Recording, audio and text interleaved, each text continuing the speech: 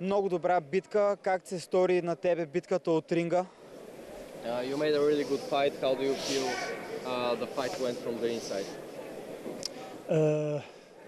From my side, I think it was not a good fight because I lost it. But for me, it was a good begin. I didn't fight for, I think, for 7 months not. So I think it was a good begin for me. От негова страна не е достатъчно добър боя, не е доволен от себе си, но все пак мисли, че не се е справил адекватно спрямо способностите си.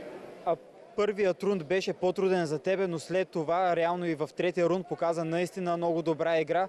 Какво се случи, че в първия рунд не успя да покажеш най-доброто, на което можеш? The first round wasn't the best for you, but after that you made a good fight, a good game. Why do you think that the first round was hard for you?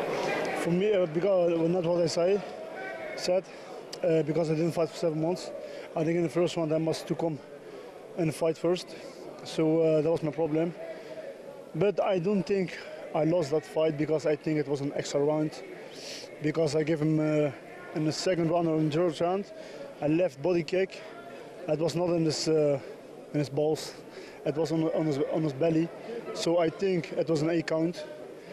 So, but the judges saw it at the other way. So up to the next one.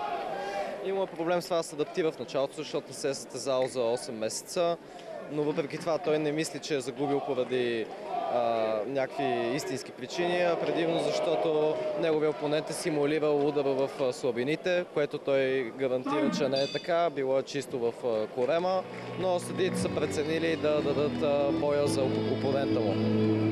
Това е първо твое участие на ринга на Сенши. Как се чувстваш тук? That's your debut in Senshi. How do you feel here? I feel good. I think Senshi will become in a few years one of the biggest organization.